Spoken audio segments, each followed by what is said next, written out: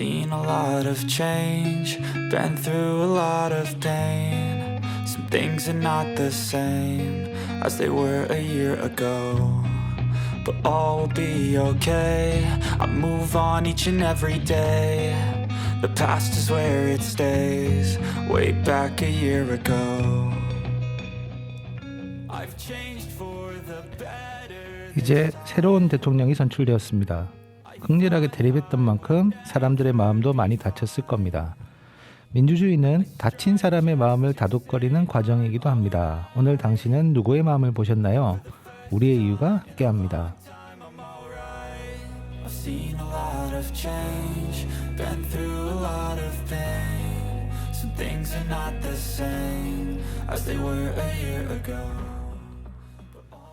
안녕하세요. 우리의 이유를 진행하는 하성우라고 합니다. 네, 안녕하세요. 저도 우리의 이유에 함께하고 있는 ESPD입니다. 네. 오늘 오프닝 너무 멋있는 말이 있었어요. 아 그래요? 뭐요? 네, 마음. 아 마음요. 네. 민주주의 마음 뭐 이런 얘기는 네, 하는 분들이 계신데요. 네. 요즘 뭐 좀 어떤 뉴스 좀 이렇게 크게 다가오셨어요? 요즘요, 제일 많이 나오는 뉴스는 아무래도 우크라이나 얘기겠죠. 그렇죠. 네. 예, 어쨌든 이게 참 실감이 안 나는데요.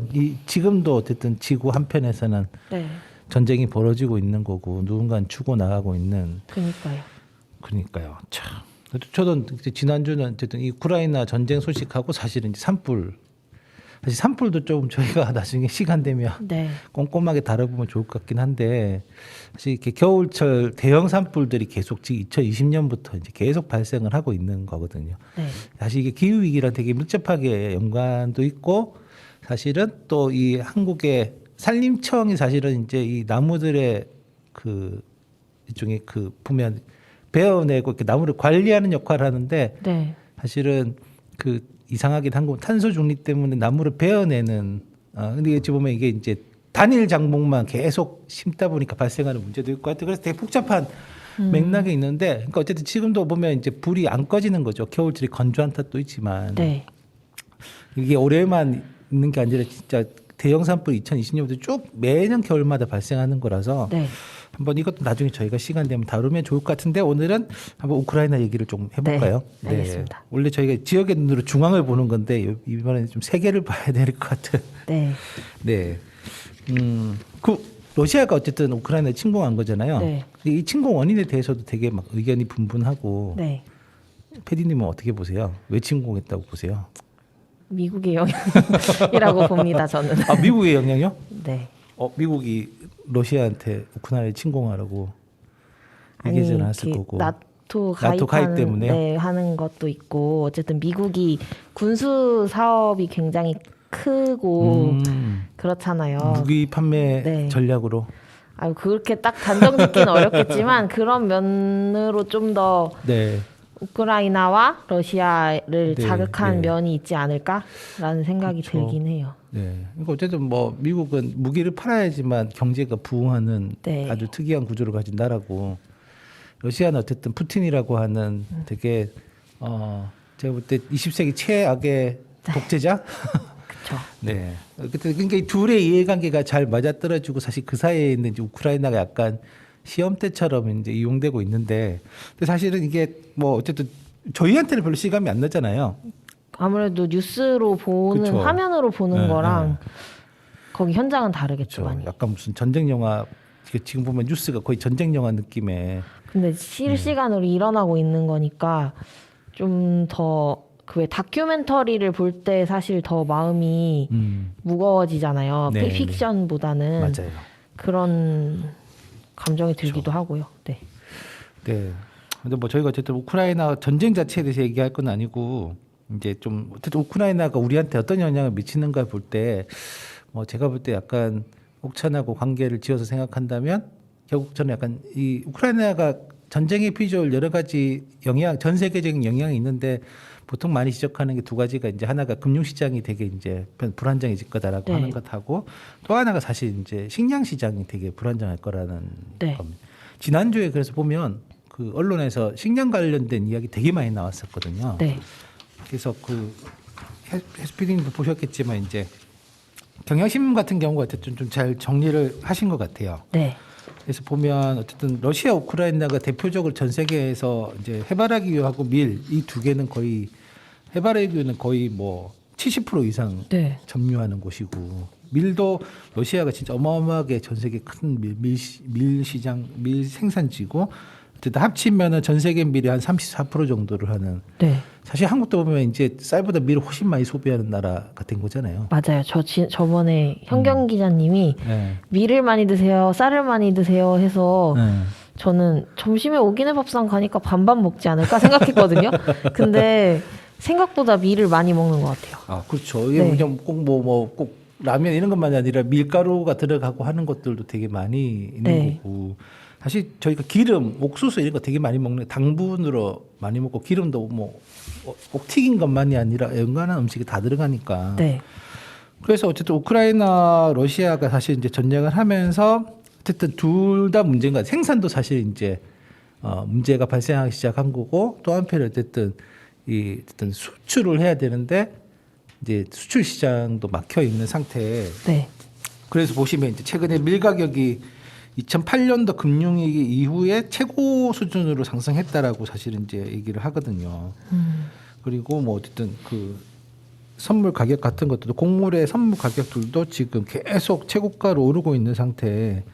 그러면 이제 이게 러시아 우크라이나 전쟁이 사실 뭐 우크라이나 전쟁이 아니라 사실 러시아의 침공이죠. 정확하게 그쵸. 표현하면. 네. 네. 침공이 지금 계속 뭐 이렇게 협상을 한다라고 얘기하지만 약간 장기화된다면 그럼 이게 어쨌든 간에 지금은 다 러시아를 이제 제재하는 분위기라서 러시아의 일종의 경제 제재가 어쨌든 군사적인 제재보다는 경제적인 제재 방식을 취하니까 결국 그러면 이제 일종의 수입 수출 통로를 막는 건데 그러면 어쨌든 이 식량과 관련돼 있는 것들도 계속 이제 문제가 생기고 또 한편에 보면 이게 식량만이 아니라 이제 비료 같은 것도 되게 문제다. 네. 왜냐하면 뭐 이 기사를 보면 유럽에 공급되는 질소인 칼륨, 그러니까 비료의 주 재료인데 25%가 러시아에서 나온다. 깜짝 놀랐어요. 그렇죠. 네. 질소 비료가 그래서 29% 급등했다.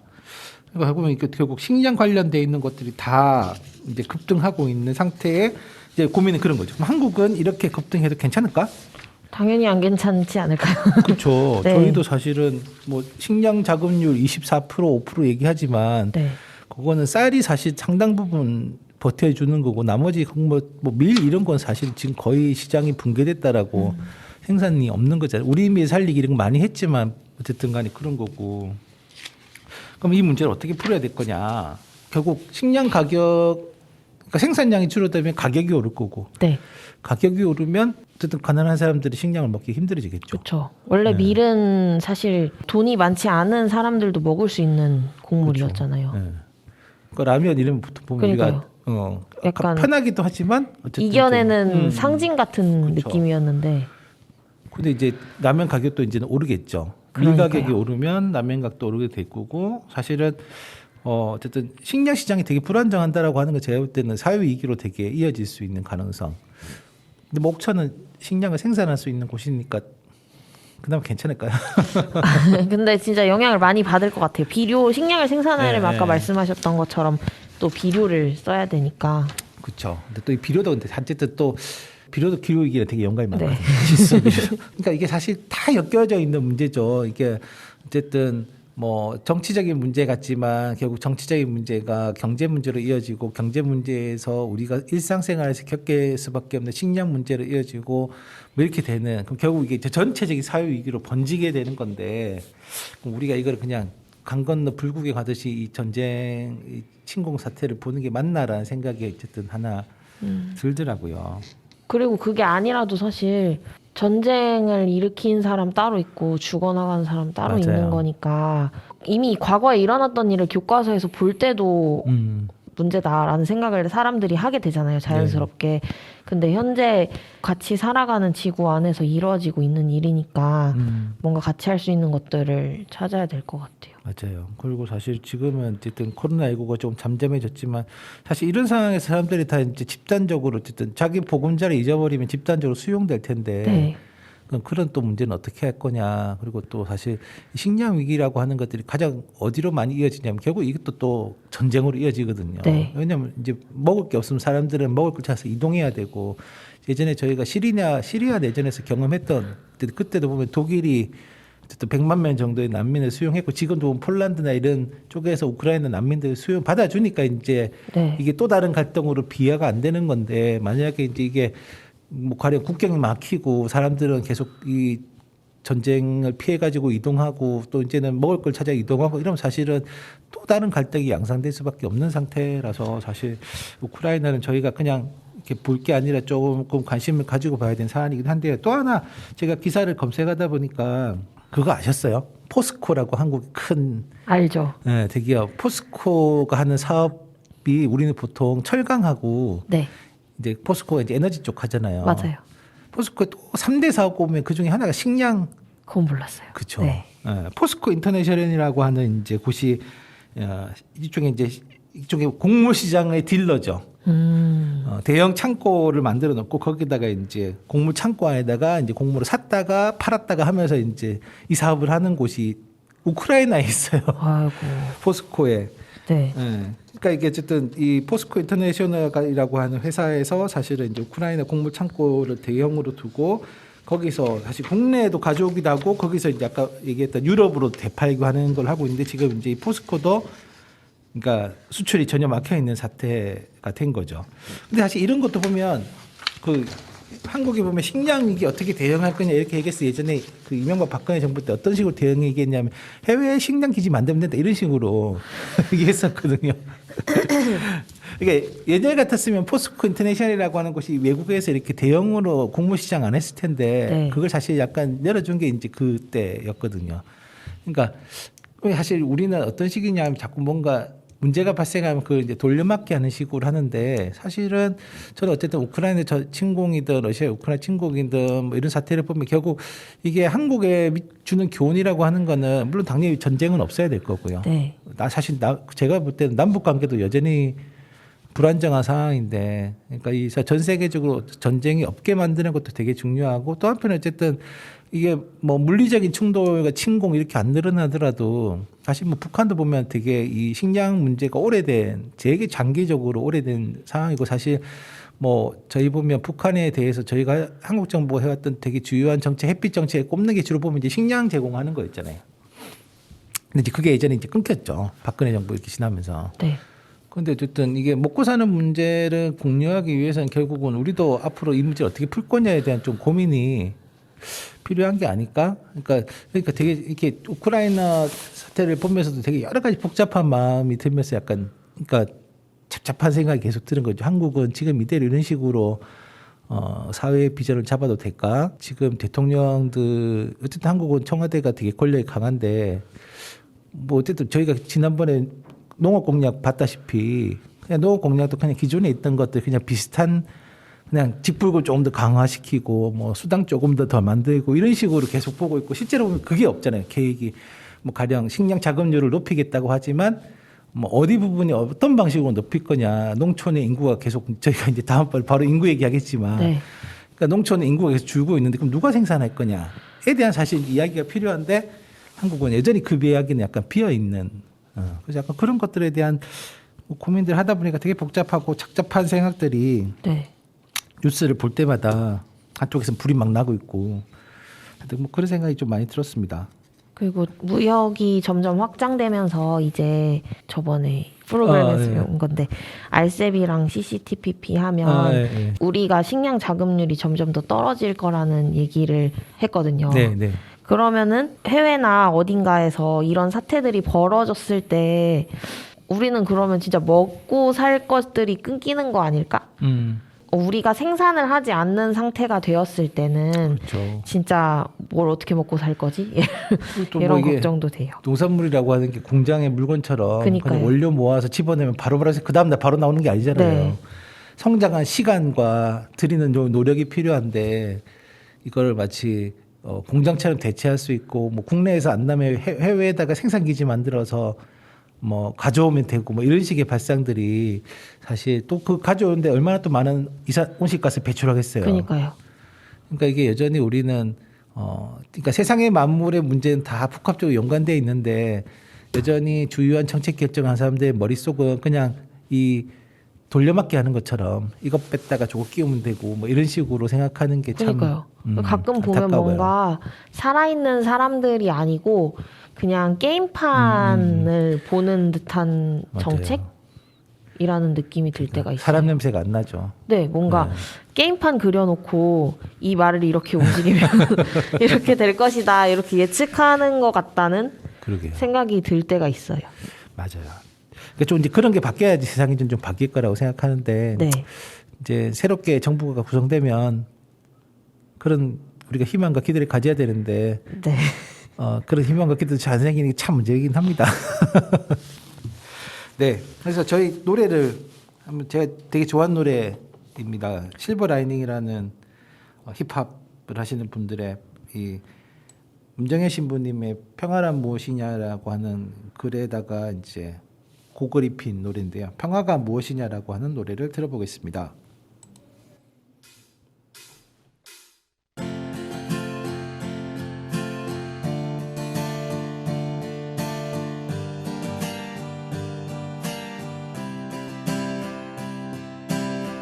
공장에서 쫓겨난 노동자가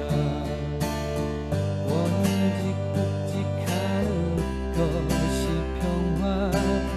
두꺼비 맹꽁이 도둑놈이 서식처 잃지 않는 것이 평화. 가고 싶은 곳을 장애인도 갈 수 있게 하는 것이 평화. 이 땅을 일궈온 농민들이 빼앗기지 않는 것이 평화. 성매매, 성폭력, 성차별도 더 이상 존재하지 않는 세상. 군대와 전쟁이 없는 세상. 신나게 노래 부르는 것이 평화.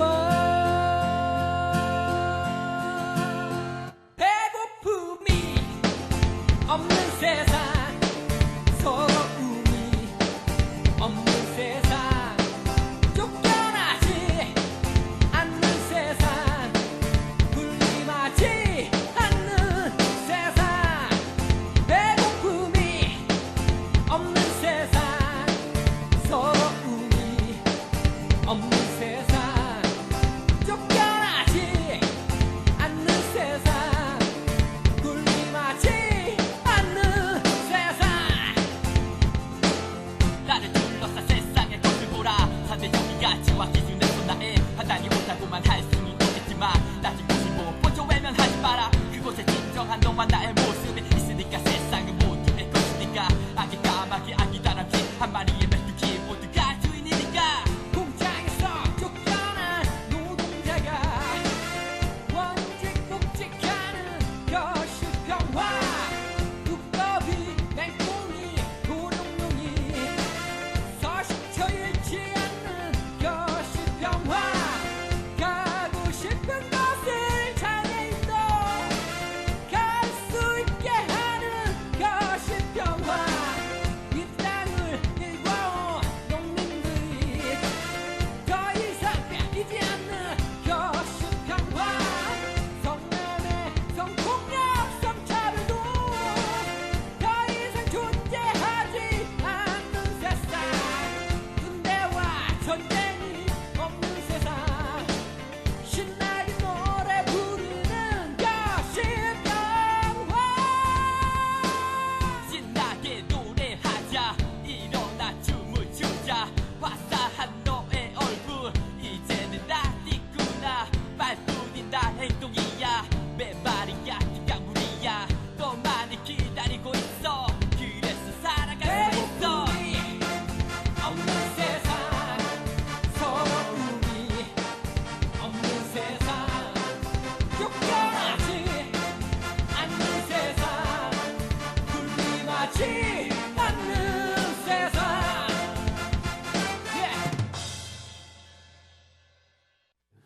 평화가 무엇이냐라는 노래였습니다. 평화가 그냥 전쟁만 없는 게 아니라 일상에서도 평화가 와야지 진짜 평화겠죠. 네, 저희 이제 지역들의 이후에서는 옥천이 드디어 옥천신문 지난주 보시면 일면에 옥천이 드디어 5만 명 선이 문을 열었습니다. 네. 제가 8년 전에 이사 왔거든요. 네. 8년 전에 이사 왔을 때 5만 3천 정도였던 것 같아요. 그 정도 됐군요. 네. 그러니까 8년 만에 사실 이게 또 보면 이제 실거주 인구는 아니거든요. 상징적인 마지노선이었죠. 인구 5만의 마지노선이 이제는 붕괴했다. 네. 지난 2월 말 기준 옥천군 인구는 49,959명이다. 또 한편에 또 문제는 인구 감소가 뭐 이거는 옛날 매번 지적되어 왔지만 업보다 면 단위가 압도적으로 이제 감소 비율이 높은. 네. 그리고 어쨌든 청년들이 감소 비율이 높다. 이거 이제 현실이 왔습니다. 5만 선이 무너졌다. 어떻게 해야 될까요? 5만 선이 무너지면 뭔가 근데 5만이 네. 무너졌을 때 체감이 되는 게 있으세요? 아니 별로 없어요. 저도 그래요. 네. 이게 뭔가 숫자긴 한데 지속적으로 계속 얘기가 되어 왔던 거고 우리가 숫자가 줄어든다고 해서 그 자체가 문제라기보다는 인구 수로 계속 정책을 만드니까 숫자에 네, 집착하는 맞아요. 면이 있는 것 같아서 사실 지구적으로 봤을 때는 인구가 너무 많지 않나. 지구의 적정 인구는 멸망인가 이거는 뭐 알 수 없는 문제긴 하지만 네. 그럼 어쨌든 인구가 많은 것도 있고 어떤 면에서는 이제 인구가 너무 집중돼 있는 네. 것도 있고 한국은 특히 약간 그런 집중이 되게 심한 나라이긴 한데요. 그러니까 옥천신문 기사에서 보면 이게 어쨌든 아까 말씀하셨다시피 사실 이거 모르고 있던 문제가 아니라 이미 이거 예측했던 문제인 거고 이제 예측했던 게 이제 현실화된 건데 제가 옥천에서 되게 신기하게 생각했던 게 어떤 거냐면요. 네. 제가 이제 내려올 때 그런 생각 했었거든요. 어쨌든 수도권에 살다가 이제 전세 살다가 전세금 빼서 내려오면 네. 옥천에서 집을 구하기 되게 쉬울 거다. 맞아. 그렇지 않아요. 이런 착각을 가지고 왔다가 아니 여기 집값이 만만치 않은데 네. 근데 사실 진짜 지금도 이해가 안 돼요. 옥천 집값 되게 높거든요. 맞아요. 청년층이 빠져나간다 그러는데 생각해보면 예전에 대가족이지만 지금은 어쨌든 간에 세대가 분리되고 싶어하고 자기 공간을 갖고 싶어하면 네. 결국 주거 비용이 우리 서울 사람 되게 단순하게 지방 가면 시골 가면 집값 되게 쌀 거야 이렇게 생각하는데 제가 볼 때 되게 안 싸단 말이에요. 물론 서울이 너무 되게 비싸긴 높아서 그렇지. 하지만 네. 그러니까 사실 뭐 목차 보면 되게 부동산 가격이 높고 때로는 네. 막 대전이랑 비슷한 정도 맞아요. 가격이잖아요. 그러면 이게 가구 분리가 되게 쉽지 않은. 그렇죠. 그쵸. 저 같은 경우도 부모님이랑 같이 살고 있는데요. 친구들 중에 내가 독립해서 살아가고 싶다라고 생각을 하지만 옥천에서 독립을 하려니 너무 집값이 비싸서 그쵸. 그럴 바에는 대전 갈까? 이런 생각하는 친구들도 되게 많고요. 맞아요. 그리고 막상 독립을 해도 전세가 사실 제일 그래도 낮은 문턱같이 느끼는데 계속 전세금도 올라가고. 맞아요. 그러니까 그런 거잖아요. 같은 가격이 내 건 굳이 내가 여기 왜냐 어쨌든 이게 일자리랑도 연동되는 건데. 네. 그러니까 주거랑 일이랑 이런 게 어쨌든 보통 우리가 생각할 때는 직주라고 해서 주거와 일이 가까운 데 있으면 그만큼 통근 비용도 줄어들고 그렇죠. 하는 게 되는 건데 사실 옥천의 집값이 비싸면 이게 다 의미 없어지는 거잖아요. 맞아요. 일도 여기 별로 없고 주거 비용은 비싸고 네. 그럼 차라리 도시로 나가는 게 낫지 이렇게 생각할 수밖에 없는. 근데 사실 이런 문제에 대해서 사실 옥천군이 예측하고 있었지만 이런 문제에 대해서 전혀 개입하지 않았던 네. 게 있는 거죠. 그러면서 그냥 계속 5만 선이 무너지면 안 되는데 뭐 공무원들 빨리 전입신고해라. 근데 아침도 지금도 보시면 아침마다 보면 이렇게 딱 옥천역에 8시 조금 넘어 도착하는 기차마다 사실 보면 이렇게 쭉 내려서 군청으로 쭉 들어가시는 거잖아요. 네. 그럼 사실 이거는 뭐 이미 예측되어 왔고 사실은 군청 내부도 전혀 통제가 안 되고 말씀하신 청년들에 대한 주거 문제나 일자리 문제도 전혀 대책이 없으면서 무너졌다 이렇게 얘기하는 게 사실 저는 뭐 좀 이게 맞아요. 이상해? 네. 그리고 청년들이 없어서 문제다 얘기를 하시는데 막상 있는 위원회도 잘 안 하고 또 이번에 기본 계획 세운다고 네. 하셨거든요. 네. 뭐 준비를 하고 계시겠지만 당장 내년부터 시행해서 5개년 계획이라는데 의견 수렴도 안 하고 상태니까 아직 이제 3월인데. 그러니까요. 그리고 맨날 나오는 얘기가 일자리 뭐 하는데 네. 청년들이 일자리 준다고 해서 일로 올까 생각도 들어요. 그러니까 너무 아까 저희 앞에 했던 게 비슷하죠. 그냥 아까 이렇게 무슨 부루마블판 깔아놓고 맞아요. 요거 뺐다가 요거 끼워놓고 이렇게 하면 조금 늘겠지 이런 식의 접근인데 이게 진짜 사실 정작 당사자들한테 물어봐야 되는 거잖아요. 여기서 생활할 때 뭐가 제일 불편하냐. 뭐 거기서 뭐 일자리가 나올 수도 있고 주거니까 사실 그러니까 뭐가 불편한지 우선순위를 확인하는 과정이 제일 중요한데 당사자들의 이제 해수PD님 말 들으면 이제 그런 것조차도 위원회 내부에서조차도 제대로 안 된다는 얘기잖아요. 그러니까 그런 의견을 우리가 모여서 설문조사까지 받았거든요. 90명 받아서. 그래서 조사 결과를 미흡하지만 어쨌든 만들고 저희도 또 일자리를 지금 군에서 어쨌든 제공하는 일자리는 자본형 기업형 일자리랑은 다를 수밖에 없고 군에서 하는 일자리가 청년들이 여기에 정착을 하는 차원에서 필요한 부분이 있지만 그 일자리가 단기형으로 코로나19 검사를 하거나 앉아서 가만히 앉아 있거나 이런 게 아니라 뭔가 지역사회랑 연결되어서 예를 들면 그냥 쉽게 예시를 들면 그냥 여기 OBN에 와서 지역활동을 한다거나 아니면 저는 옥천신문 인턴을 했었으니까 거기랑 매칭을 해주면 일정 활동비를 받고 동네 돌아다니면서 여러 일들을 하다 보면 아 그럼 내가 여기서 뭘 해볼까를 스스로 발굴해서 내 일을 찾아갈 수가 있는 거고 실제로 옥천에 남는 청년들은 도시형 일자리를 추구하는 청년이 아닌 경우가 더 많거든요. 도시형 일자리를 추구한다면 이미 여기 없다. 네. 그런데 그런 이야기들조차 좀 반영이 안 되고 있습니다. 아니 그렇게 다 조사까지 해가지고 이렇게 다 했는데도 반영이 안 된다고요? 90명의 청년들에게 설문조사를 받아러 뛰어다녔어요. 진짜 카페마다 다 야 90명 쉽지 않은데 옥천에서. 그러니까 그거를 QR 코드 형태로 해가지고 받은 거거든요. 그건 어쨌든 군이랑 순환경제 공동체랑 같이 했던 오슈 프로젝트에 결합해서 한 거고 저희가 그걸 하면서 또 느꼈던 게 저 말고 또 같이 활동하게 된 친구가 있는데 그 친구는 원래 그런 활동을 안 하다가 한번 이렇게 경험을 하면서 또 관련한 일들을 찾아나가는 모습을 볼 수 있었거든요. 자기 직업은 따로 있지만. 그래서 그러면 이런 활동들이 많아지면 청년들이 또 옥천에서 기업이 아니라도 다양한 일자리들을 찾아 나갈 수 있고 또 면 단위에서 살려는 고민들도 있거든요. 개중에. 그러면 작은 도서관에서 다양한 활동들을 같이 개발해서 해보자. 아니면 면의 빈 공간들을 활용해서 같이 뭔가를 만들어 보자. 이런 단위들을 군에서 좀 지원을 해주면 거기서 새로운 일들을 만들어갈 수 있고 또 여기서 재밌어 보이면 청년들이 또 올 거 아니에요. 그런 상상을 같이 얘기를 했었는데 일자리의 형태가 기존의 고정관념을 깨는 것이 조금 어려운 것 같다. 그런 생각이 들었어요. 근데 뭐 이미 이제 기업에서도 사실 그런 기존의 일종의 뭐 9 to 6라고 불리는 그런 시간에 따른 고용 형태가 많이 깨지고 있는 거잖아요. 그렇죠. 그럼 사실은 아니 이렇게 다 만들어서 주는데 왜 안 하는 거죠? 옥천군청 관계자분들 아니 이렇게 다 만들어서 설문서까지 다 이렇게 좋은 방법을 제시해 주시는데 왜 안 하실까요?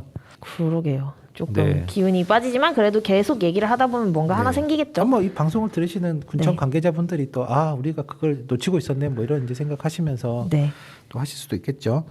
그러니까 아마 근데 저는 이게 보면 그런 것도 있는 것 같아요. 실제로 보면 약간 농촌에 산다라고 하는 거에 대한 단점은 되게 많이 부각되는 반면에 사실 장점도 있는데 맞아요. 장점에 대한 얘기는 별로 안 하잖아요. 그렇죠. 이렇게 저 같은 경우도 옥천 갔다 이러면 왜 글로 갔어 이렇게 얘기를 한 얘기를 귀에 못이 박히도록 들었거든요. 네, 저도 들어요. 심지어 집이 여기인데도 동네 어르신들 만났을 때 야 너는 대학 가서 왜 거기 계속 있지 왜 다시 왔니 이러면서 다시 가 얼른 막 이런 얘기 하시는 분도 계시고 다시 가라고도 그래요? 왠지는 모르겠는데 아까워하세요. 그래서 여기 있지 말고 더 크게 일을 하렴 막 이런 얘기를 하셔서 저 여기 재밌어요 이러면은 이제 좀 한참 지나고는 그래 재밌어 보이니까 됐다 이러시는 분들도 계시고요. 응원해 주시는 분도 계신데 가끔은 또 그런 분도 지역의 청년이 지역에서 일하고 있으면은 박수를 쳐야지 왜 딴 데 가라고 왜 여기 있냐 이러세요. 해수PD님 생각하시는 약간 여기 사는 장점, 농촌에 사는 장점 이런 건 뭘까요? 저는 솔직히 여기서 사는 거 재밌거든요. 일단 재밌는 부분이 뭐냐면 네. 대학이 서울이라 완전 도시였는데 거기서 있을 때는 사람들이 진짜 지하철의 흐름을 맡겨서 후루룩 갔다가 후루룩 오는 그 풍경들도 그렇고 도시 안에서 제가 부품이 되어서 굴러가는 느낌? 제가 여기서 일자리를 찾거나 여기서 뭔가 계속 살게 되면은 내가 하고 싶은 것들을 새롭게 만들어가는 시도보다는 오히려 이 안에 하나의 그냥 부속품 같은 느낌이 될 것 같은 그런 생각이 많이 들었거든요. 근데 옥천에 왔을 때는 일단 여기는 좀 그래도 활동하시는 주민들이 많고 그래서 어른들 활동하시는 거 보면서 배울 수 있는 점도 많고요. 그리고 친구들 물론 인원수가 적다고는 하지만 그래도 같이 뭔가를 새롭게 만들어가는 재미가 있어요. 그래서 아까 말씀드렸던 설문조사 같은 경우도 네. 활동의 일환이었던 거고 그 누리 기자님이랑 같이 투 활동하는 거 있는데 거기서도 청소년 기본소득 실험 같은 거 예산 받아와서 같이 하고 뭐 그런 여러 가지 활동들을 기획하고 만들어내고 하는 네. 게 우리가 필요하다고 생각하는 것들을 스스로 만들어내는 재미가 있습니다. 그거 엄청난 재미인데요. 제가 요즘 딥 어댑테이션이라고 해서 기후위기 시대를 어떻게 살아갈 거냐에 대한 외국 사람들이 쓴 책을 번역하고 있거든요. 네. 거기 보면 되게 마지막 결론 발 앞에 있는 장의 제목이 릴로케이션이라고 해서 재지역화, 그러니까 다시 지역으로 이제 이동해야 된다. 네. 이 기후위기 시대에는 서울과 같은 곳에 사는 게 되게 위험하다. 네. 왜냐하면 거기는 아까 말씀하신 것처럼 이미 짜져 있는 체제 속에 맞춰 사는 건데 문제는 이 체제가 이제 붕괴할 가능성이 되게 높아지는 거죠. 그럼 이거 어떻게 할 거냐. 그래서 이제는 다시 이제 흩어져야 되는, 그러니까 이게 연결돼 있으면서 흩어지는 게 되게 중요하다 얘기하는데 SPD님 말씀하신 거 들어보시면 사실 이제 그 삶이 지금 이제 그 책에 나오는 삶인 거죠. 스스로 자기 일정 정도 자기 삶을 스스로 기획하고 자기한테 필요한 부분들도 일정 정도 지역 내에서 마련해 나가고 뭐 이런 것들이거든요. 저는 어쨌든 제가 옥천 내려오면서 되게 저도 어쨌든 고향은 부산이고 네. 저도 생활은 주로 서울에서 했고 그러다가 이제 농촌에 군단에 사는 건 처음인데 내려와서 되게 그 우리 가족이 웬 했던 얘기가 뭔지 아세요? 여기 사람이 없어. 그렇죠. 특히 저녁 시간에 여기 맞아요. 밤 문화가 없어. 밤 문화. 네. 도시는 진짜 불이 안 꺼지잖아요. 네. 뭐 밤 12시 때 흥청망청 뭐 이렇게 맞아요. 막 시까지 막 시끌벅적 하는데 여기 처음 너무 적응이 안 되는 거야. 조용하다. 정막하. 길거리 사람이 없어. 네. 처음에 이상할 것 같아요. 근데 나게 이제 익숙해지니까 너무 좋은 거예요. 이 진짜 약간 그런 얘기도 하거든요. 그러니까 그 서울에 보면 이제 요즘 청소년들이 그 시력이 되게 떨어지는 이유 중에 하나가 보통 우리네 보면 무슨 전자기기 많아서 이런 줄 아는데 그중 하나의 되게 중요한 이유 중에 하나 시야가 너무 좁대요.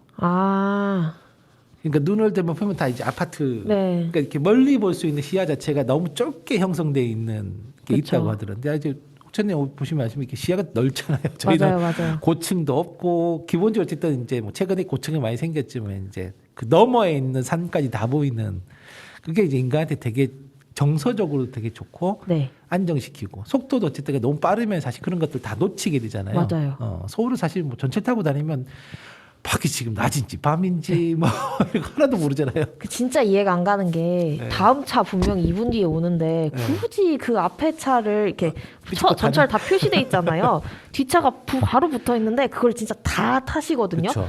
그럼 저는 항상 왜 저걸 타지? 이러고 뒤에 있다가 어.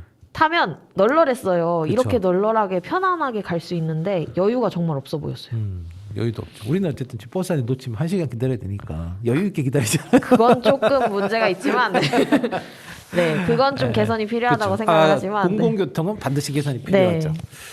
그러니까 어쨌든 이 속도감이랑 되게 틀리고 어쨌든 또 이렇게 지나가다 사람들을 만나는 거 서울은 너무 많으니까 사실 누가 지나가도 내가 아는 사람인지 긴가민가 맞아요. 모르잖아요. 근데 이 동네는 진짜 깜짝 놀랐던 게 길 가다 막 차 세우고 뭐 이렇게 네.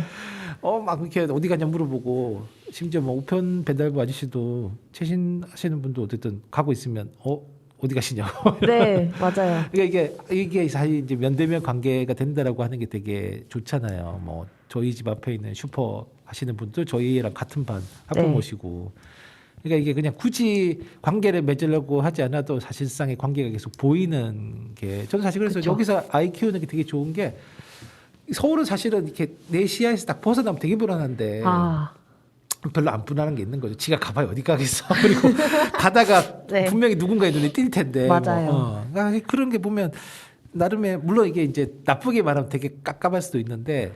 그쵸. 네, 그 네. 저는 계속 여기서 자랐잖아요. 네, 그러니까. 그래서 애들 중에는 그걸 되게 싫어하시는 있을 것 싫어하는 같아요. 사람도 있어요. 네. 왜냐하면 어딜 가도 엄마 친구 맞아요. 누구가 있으니까 아 누구랑 돌아다니질 못하겠고 심지어 저는 고등학교 때 연애 금지 같은 게 있었거든요. 지금 그게 왜 있는지 모르겠지만 그게 있는데 친구들이 이제 가다 걸리고 그러면은 바로 어머니 아버지 귀에 들어가니까 그걸 좀 싫어하긴 했는데 근데 저는 좀 재밌었던 것 같아요. 왜냐면 동네 돌아다니다가 예전에 그냥 작은 가게들 되게 많았잖아요. 네. 지금 프랜차이즈가 많아져서 좀 그것도 아쉬운데 그 가게들 지나가다 안녕하세요 뭐 이런 사람은 먹을 거 하나 더 주고 그런 게 되게 재밌었거든요. 맞아요. 그렇게 깝깝한 사람은 뭐 어쨌든 뭐 대전 가서 놀다 오면 되고 지금처럼 맞아요. 600집은 타고 나가서. 네. 어쨌든 그런 거 좋은 사람들은 지역에 이게 약간 선택지가 있는데 사실 대도시는 선택지는 없죠. 그냥 맞아요. 그냥 그렇게 살아야 되는 거. 맞아요. 그래서 이게 사실 되게 이런 장점이 되게 많은데 그런 장점들은 사실 안 알려지고 아까 저희가 봤던 것처럼 뭐 주거나 일자리나 그다음에 문화 같은 것도 사실 제가 볼 때 청년들이 좀 모일 수 있고 뭘 할 수 있는 공간들이 생기면 청소년들도 마찬가지고 그러니까 맨날 이렇게 짜져 있는 프로그램 말고 네. 본인들이 모여서 뭔가 프로그램을 기획해서 같이 할 수 있는 뭔가 공간들이 계속 늘어나면 네. 그 자체가 되게 매력적인 요소가 될 것 같은데 맞아요.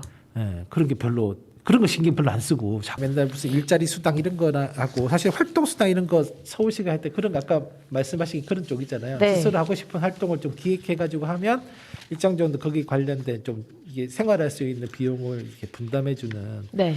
저희가 다음 이제 시간에 이제 볼 게 또 예산이지만 사실 옥천군의 재정 규모에서 그게 불가능하냐고 물으면 저는 아니라고 생각하거든요. 네. 충분히 이번에 가능한. 시도를 하나 하긴 하셨어요. 아, 그래요? 어떤 뭐냐면 거예요? 청년 동아리 사업인데요. 네. 진짜 그래서 생각보다 신청자들이 좀 있거든요. 한 팀당 5명에서 적은 팀도 물론 있지만 같이 모였는데 그래도 한 10팀 정도 된단 말이에요. 청년 동아리. 네. 각 팀별로 3명이라고 치더라도 10팀이면 30명이잖아요. 오, 맞네요. 네. 네, 생각보다 잘 모였어요. 그게 자유롭게 활동을 구성해서 우리가 내는 방식이었거든요. 근데 네. 여기에도 아쉬운 점이 있습니다. 뭐예요 또?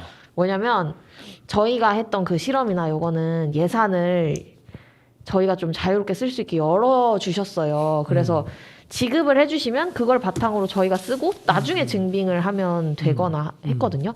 근데 이거는 설마? 가서 결제를 해주신다는 거예요. 설마? 네. 그래서 아니 그렇게 진행을 하면 담당하시는 분도 얼마나 힘들겠어요. 저희는 면 단위에 가서 뭘 하려고 하는데 저희가 책을 사서 면에 가서 책을 읽어보고 그리고 지역에 사는 여성 어른들을 만나서 이야기를 나눠보자 이런 컨셉이거든요. 근데 우리 면에 가서 이야기를 나누려면 미리 결제를 해주셔야 되는 거잖아요. 사전 결제 방식이 어디 있어요 지금? 아유. 근데 네 그렇게 됐더라고요. 그래서 왜? 그게 또 담당자님이 나름 노력을 하셨는데 아. 어떻게 그렇게 됐대요. 그래서 나중에 뭔가 개선의 여지를 두긴 했다고는 하셨지만 네. 좀 아쉽다. 선결제 방식이라니 되게 놀랍습니다. 그러니까요. 네. 이렇게 자유롭게 열어두면 얼마나 다양한 그러니까요. 일이 펼쳐질 아니, 수 그러니까 있는데. 물론 이제 공금이니까 어쨌든 투명성을 그건 사실 정산을 잘하면 되는 문제인 그러니까요. 거지. 그거를 사전 결제랑 정산 잘해서 생긴 뭐가 다를까요? 차이가? 일단은 신뢰를 하지 않는 거겠죠. 이 예산을 그러니까요. 그 목적에 맞게 쓰지 아니, 않았을 때 환급을 해야 한다 얘기를 하셨는데 차라리 환급을 하시지. 아니 근데 사실 그게 네. 또 공무원 아마 불편해요. 미리 선결제한다라고 하는 게 그리고- 자기가 다 쫓아다니면서 10개 동아리라면서요. 근데 한 분이세요 담당자는. 그러니까 그럼 이 사람은 뭐 일을 어떻게 해요 그러면? 그러니까 그 팀 인원도 너무 적어요 보면. 그래서 뭐 아직 김재정 군수님 임기가 좀 남으셨으니까 늘려주세요. 남은 임기 네. 동안 좀 훌륭한 결단을 내려주시면 좋겠습니다. 네 그래도 뭔가 이것저것 늘어나는 것 같기도 하고 근데 너무 작은 것 같기도 하고. 투자해야 될 부분은 명확하게 투자하고 네. 관리할 거는 명확하게 관리하면 되는 건데 이게 어쨌든 그 관성이라고 하는 게 있는 것 같아요. 네. 그러니까 이게 중앙부처가 하는 혹은 도가 하는 사업들을 그냥 똑같이 관행적으로 이렇게 복부 타듯이 이제 또 같이 따라하거나. 그러니까 사실 지방자치제를 하는 이유는 안 해봤던 거 새로운 걸 해보라고 권한을 주는 건데 네. 자꾸 새로운 거는 책임지기 싫으니까 안 하려고 하고. 혹은 뭐 누군가 책임진다고 해도 또 이 시스템이 네가 뭔데 그렇게 해 약간 이런 식의 가로막는. 근데 이게 한 번도 안 해본 게 아니잖아요. 서울시에서도 했고 문체부에서도 했어요. 제가 그러면 아는 사례만 해도. 공무원들이 뭐라고 얘기하는지 그건 서울이니까 했죠 이렇게 얘기해요. 왜죠? 네. 그건 서울이니까 가능한 거예요. 뭐 이렇게 얘기를 하시요 그런가요? 어쨌든 네. 네. 근데 아마 이제 그런 게 좀 늘어나야 될 것 같아요. 그러니까 좀 늘어나고 말씀에 좀 자율적으로 스스로 활동을 기획하고 네. 좀 그렇게 하면서 이제 사실 청년들도 그냥 지역에 정착해라 이렇게 하는 게 아니라 할 만한 게 있고 관심 가는 게 늘어나야지 여기 살고 싶은 마음이 생기는 거잖아요. 맞아요. 그러니까 그런 것들을 할 수 있는 활동을 계속 지원해주고 뭐 사실 저희 지난 시간에 이제 보겠지만 주민복지과 예산을 보면 사실 우리가 볼 때 꼭 이렇게까지 지원해야 되는 건 예산들이 제법 있었잖아요. 네. 그런 것들만 하지 말란 게 아니라 예산을 잘 분배해서 저는 청년들한테 그런 몫의 예산들이 분배가 되면 꼭 어쨌든 뭐 노인 예산을 줄여라 이게 아니라 예산을 잘 배치하면은 충분히 여러 가지 할 수 있는 사업들도 있고 꼭 인구를 늘리자 이게 아니라 네. 전 사는 사람들이 행복하게 살면 그렇죠. 저기 사는 사람 되게 좋아 보인다라고 생각하면 사람들이 올 수도 있는 거잖아요. 맞아요. 뭐 억지로 인구 막 양육 수당, 뭐 출산 수당 뭐 이런 거 안 줘도 여기 사는 게 괜찮아 보이면 뭐 저도 사실 옥천에 온 거 괜찮으니까 온 거지 네. 싫었으면 안 왔겠죠. 그렇죠. 그리고 그냥 계속 느끼는 거는 청년 문제라고 얘기하시는 것들 혹은 우리가 느끼는 체감하는 문제들이 사실 청년에 국한되는 게 아니잖아요. 그럼요. 주거도 그렇고 일자리도 그렇고 출산 양육 문제도 전부 다 그냥 연결이 되어 있는 거기도 하고 해서 계속 논의가 나오는 그 정주 여건들 특히 네. 대중교통 같은 경우도 청년들은 자동차 없는 경우가 많거든요. 네. 그 대중교통이 활성화되면 더 많이 돌아다닐 수 있고 면회도 가서 뭔가 활동을 할 수가 있거든요. 그래서 굉장히 중요한 문제인 것 같고 의료 문제도 마찬가지인 것 같아요. 네. 또 그런 활동을 지원하는 일자리 형태가 생기면 사실 청년끼리만 모여서 뭔가를 하는 게 아니고 마을에 있는 어르신들과 함께하는 활동, 청소년들과 함께하는 활동 같은 것들을 다양하게 벌릴 수도 있고 그런 활동들이 이루어지는 곳에 지원을 하면 되는 거니까 그러면 오히려 사회적 비용도 줄어들 거라고 저희는 생각을 맞습니다. 하거든요. 네. 네. 그렇게 좀 해줬으면 정답이십니다. 좋겠습니다. 네. 그렇게 좀 해줬으면 좋겠습니다. 네. 저희 뭐 또 좀 있으면 지방선거도 하니까 네. 또 지방선거 때 그런 공약들이 좀 나오면 좋겠어요. 청년 공약들, 군수 후보님의 청년 공약들, 뭐 군의원 후보들의 청년 공약들, 좀 그런 것들이 많이 나오면 좋겠네요. 나중에 저희 뭐 이렇게 정책 제안 이런 것도 할 거니까 그때도 같이 좀 이렇게 얘기하시면 좋을 것 같아요. 좋습니다. 네, 저희 노래 한 곡 듣고 그 청춘 얘기하셨는데 청년 얘기했지만 사실은 이제 전 청춘 왔다가 가는 청춘 노래를 한 산울림의 청춘이라는 노래를 같이 들어보겠습니다.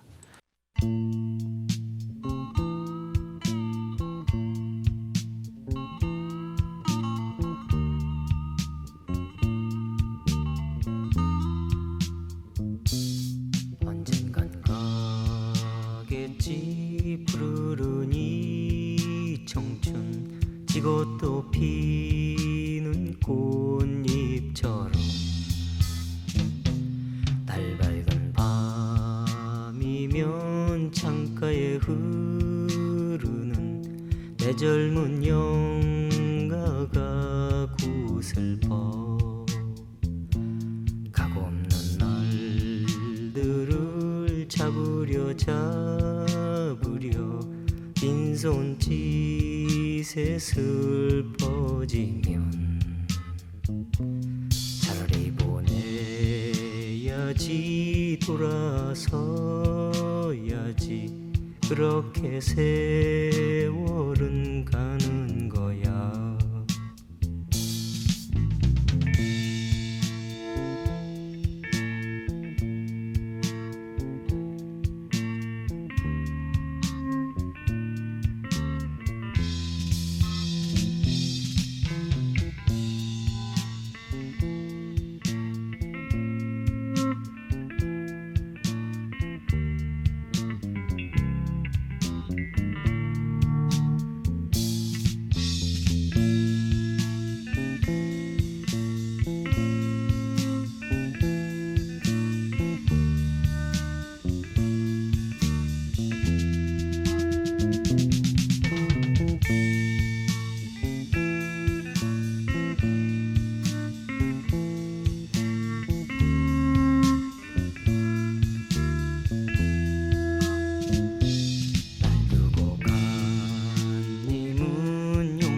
하겠지만 날 버리고 가는 세월이야.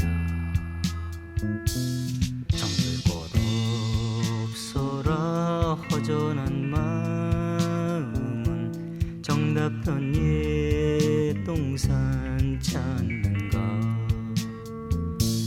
언젠간 가겠지 푸르른 이 청춘 지고 또 피는 꽃잎처럼. 날 밝은 밤이면 창가에 흐르는 내 젊은 영가가 구슬퍼. 가고 없는 날들을 잡으려 빈손짓에 슬퍼지면 차라리 보내야지 돌아서야지 그렇게 세월은 가는 거야.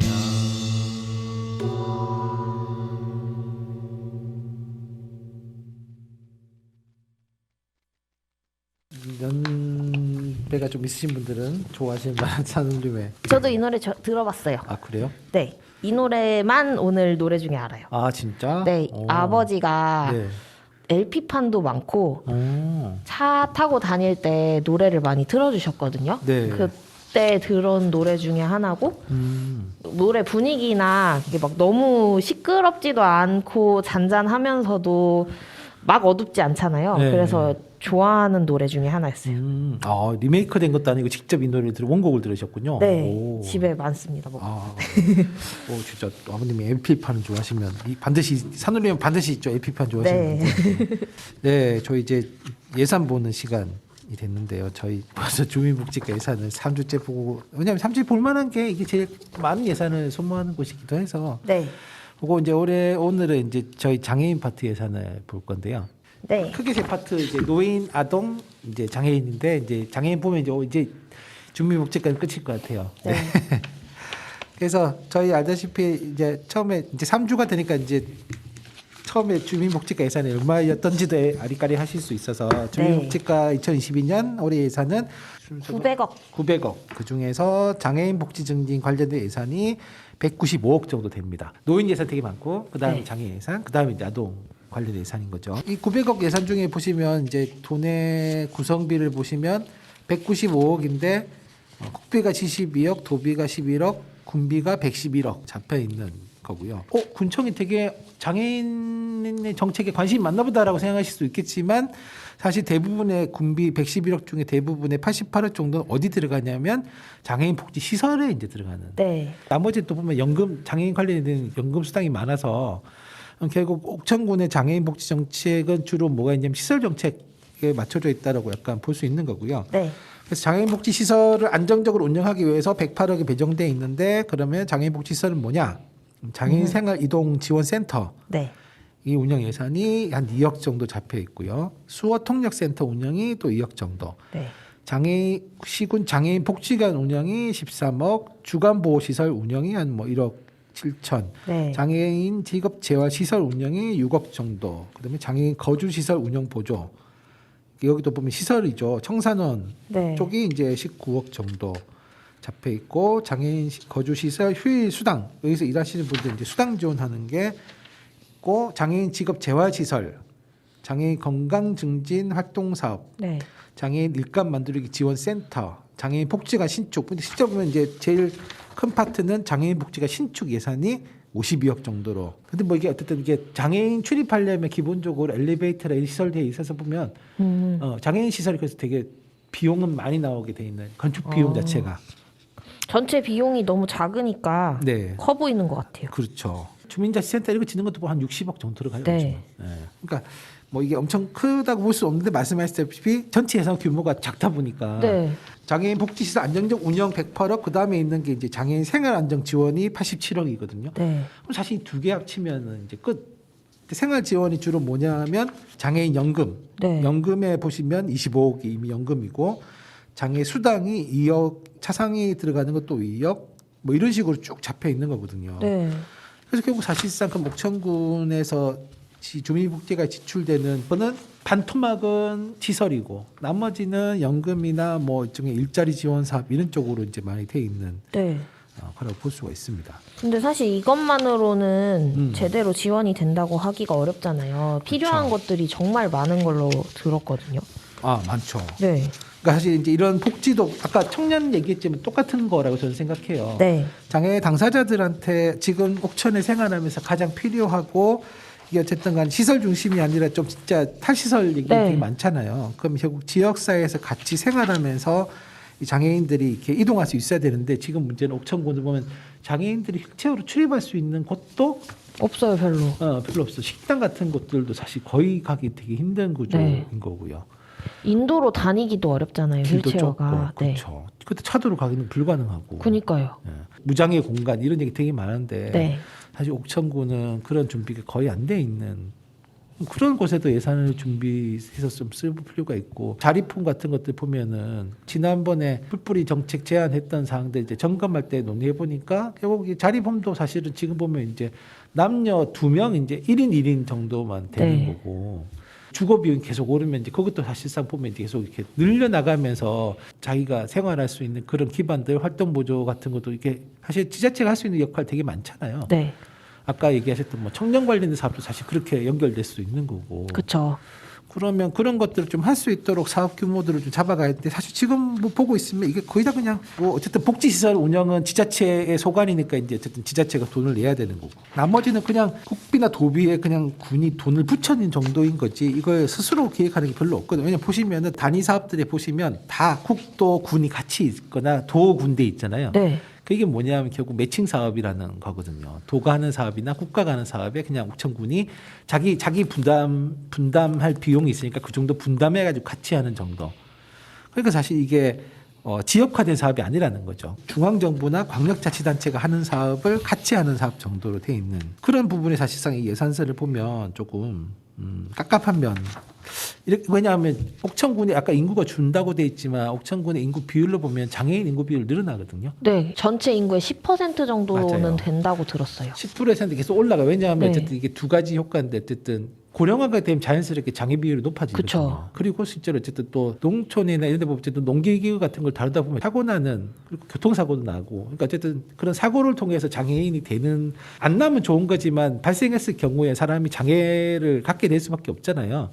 결국 인구는 줄지만 인구 비율 속에서는 장애인 인구 비율이 늘어나는데 장애인에 대한 정책은 그냥 과거의 것들을 그냥 이렇게 반복하거나 그냥 중앙정부나 도가 하는 것들을 그냥 이렇게 같이 하는 정도의 사업만. 왜냐하면 여기서 보시면 혼자 독자 사업이면 그냥 그건 군비로 따로 돼야 될 텐데 보시면 장애인 정책 관련해가지고는 군이 따로 돼 있는 예산이 거의 사업이 없어요. 네. 다 국도가 붙어 있는 사업들. 그게 이게 결국 뭐냐면 이게 자체적으로 뭔가 사업을 고민하는 것들이 없다라고 하는 게 사실 예산서상에서 좀 보이는 거죠. 네. 그래서 이런 거는 사실 이제 주민복지과에서 진짜 뭐 저희가 앞 시간에 얘기했지만 인구가 왜 안 늘어나는가를 고민하지 말고 이미 존재하는 사람들이 행복하고 건강하게 살 수 있는 삶의 조건들을 만들어주는 게 되게 필요하다고 생각하면 사실 이제 이런 건 주민복지과에서 훨씬 더 많은 신경을 써야 되는 네. 부분들이라 볼 수가 있습니다. 그리고 목소리를 안 내고 계시지도 않잖아요. 계속 그렇죠. 열심히 얘기하고 계신데. 안 듣고 있는. 그러니까요. 청년이랑 똑같네요. 네. 한번 저희보다 더 열심히 얘기하고 계십니다. 청년과 장애인부터가 만나가지고 한번 열심히 목소리 내기. 군청은 우리의 목소리를 들으라 이런 약간 프로젝트로. 네, 목소리 내기 경연 대회를 해야 될까? 그런 생각이 드네요. 근데 진짜 얘기하고 있는 것도 맞닿아 있는 부분이 많아요. 청년들도 이번에 행복주택 생긴 거 너무 좁다. 맞아요. 이것은 물론 군에서만 한 것이 아니고 LH에서 짠 구조이겠지만 지금 주택 문제를 완화한다고 새롭게 주택을 지을 때 이것은 생존을 위한 공간이지 우리가 사람답게 살면서 여기서의 삶을 고민하게 만드는 공간이 아니라는 얘기를 하거든요. 그러니까요. 근데 휠체어 이용자께서도 공간이 필요하잖아요. 더 필요한 네, 사실은 더 필요하니까. 돌리려고 하면 근데 네. 그 전혀 공간 안 나온다 그러던데 이번에 만들어진 데는. 네. 그러니까 그런 거게 사실 또 우리 오늘 진짜 숫자 얘기 많이 하는데 사실 그런 거잖아요. 그렇게 공간을 만든 이유가 결국 지원받는 세대 수를 늘리기 위해서 공간을 그렇게 쓰는 거잖아요. 네. 근데 사실 이게 뭐 200세대 지원해줬다 이것도 중요하겠지만 사실은 지원받은 100세대가 야 진짜 군청이 좋은 일 하네. 네. 야 진짜 여기 이런 데는 우리가 진짜 살만하다라는 생각하면 사실 이 100명의 행복이 전파되는 건데 사실 아무도 행복하지 않은 200명을 만드는 게 무슨 의미가 있겠어요. 그렇죠. 여기서 살고 싶은 사람이 늘어나야 친구들한테도 야 여기 살만해 여기 좀 와서 그럼. 살면 이렇게 좋다라고 얘기하면 보고 오기도 하잖아요. 그렇죠. 그러니까 그런 거를 생각해야 되는데 이게 자꾸 수치로만 생각하다 보면 그런 게 전혀 눈에 안. 그러니까 내가 살 곳이라고 생각하면 그렇게 안 만들겠죠. 물론 그 안에서도 고민은 있는 것 같더라고요. 네. 청년 담당자께서도 옥천에서 계속 사셔가지고 같이 살았던 입장으로서 얘기를 하는 부분도 있긴 한데 그렇다고 또 실제로 인원이 충원되는 것도 아니고 예산이 있는 것도 아니니까. 네. 안타까운 일이네요. 네, 그리고 어쨌든 모든 과 예산서의 이제 마지막은 이제 행정운영 경비, 그러니까 거기서는 인건비랑 그 다음에 이제 기본 경비 뭐 이런 것도 되게 유심히 보시는 분들이 있어요. 왜냐하면 특히 기본운영 경비에 뭐가 있냐면 금양비, 부서운영 급식비도 있고 또 하나가 여비 이런 것도 있거든요. 네. 가령 주민복지과의 여비가 올해 보시면 본 예산에는 1,043만 원 잡혀 있거든요. 네. 그 작년보다 760만 원이 줄어든 게긴 한데 그런 거죠. 사실은 이게 여비는 쓸 때는 써야 되는데 궁금증이 생기잖아요. 왜 작년에는 출장이 되게 많았는데 네. 왜 올해는 출장이 확 줄었을까? 아마 제가 볼 때 이거는 선거의 여파도 있을 거고. 아. 그렇게 한데 또 보면 부서 업무 추진비 있잖아요. 근데 업무 추진비가 진짜 이상한 것 같아요. 업무 추진비는 밥 먹는데 많이 쓴다고 하던데요. 업무 추진비는 주로 밥 먹는 데 쓰죠. 네. 왜냐면 주로 그렇게밖에 용도를 못 쓰게 해놨기 때문에 아. 네, 근데 그래서- 왜 이름이 업무 추진인가요? 업무를 추진하기 위해서 회식을 하는 거죠. 그래서 저는 이름이 이상해요. 차라리 회식비면 그냥 아 회식비구나 하겠는데 이름이 업무 추진비인데 왜 밥을 먹을까? 밥을 먹더라도 업무를 추진하기 위해서 밥을 먹어라 뭐 이런. 그런 걸까요? 네. 그래서 업무 추진비가 없는 곳은 없는데 네. 그러니까 이 35만 원 곱하기 12개월 해가지고 420만 원 잡아놓은 거잖아요. 네. 그러니까 그런 거지. 그럼 매달 회식을 꼭 해야 되는 건가? 이거 꼭 35만 원씩 매달 먹어야 되나?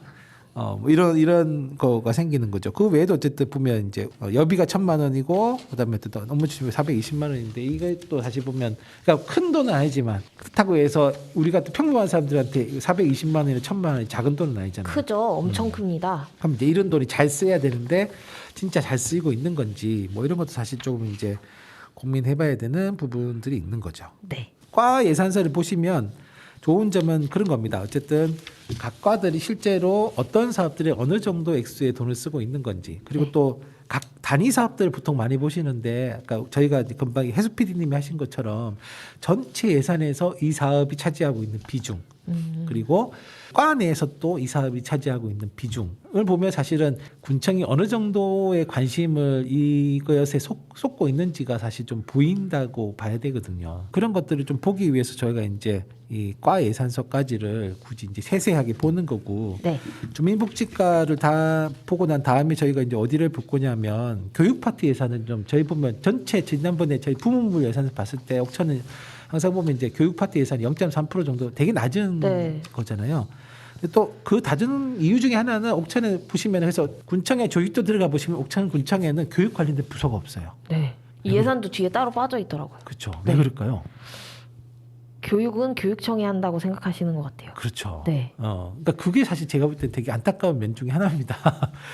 이게 교육청이 하는 게 맞죠. 근데 이 교육이라고 하는 것들을 좁게 해석하지 말고 교육은 학교 내에서만 하는 게 교육이라고 생각하지 않는다면 아니죠. 네. 요즘 뭐 평생교육 이런 거 많이 얘기하잖아요. 네. 심지어 예전에 옥천군도 막 평생교육 도시 이런 거 신청도 하고 그랬어요. 네.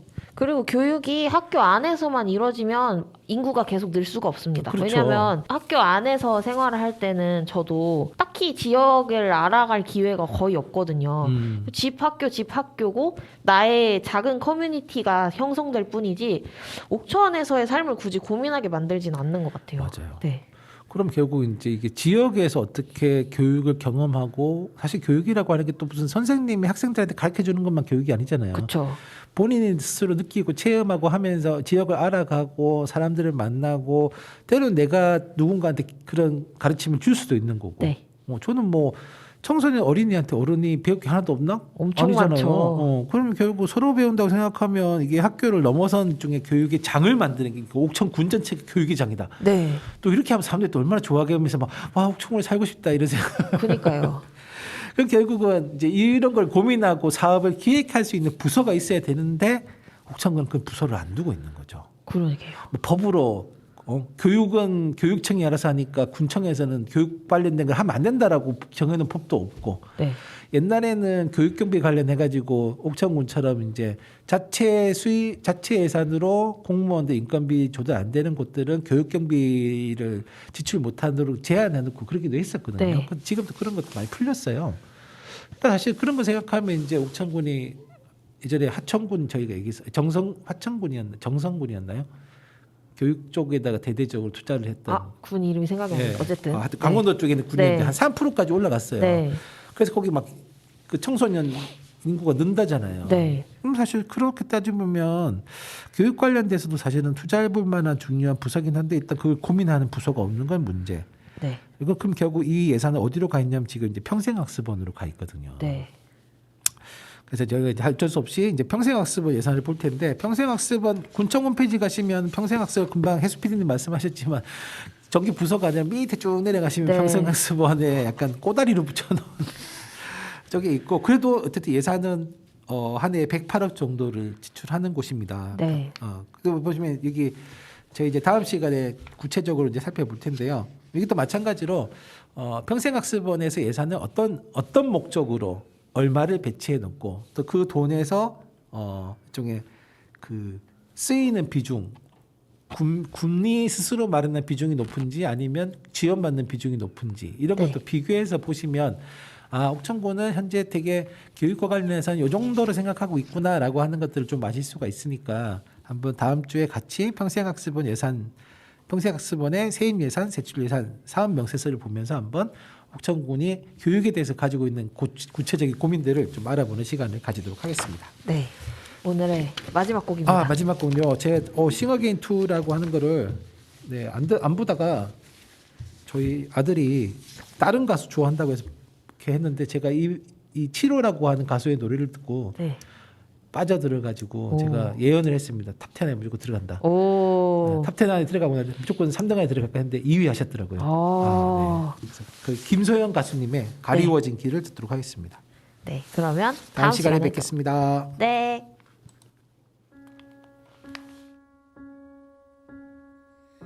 보일 듯 말 듯 가물거리는 안개 속에 쌓인 기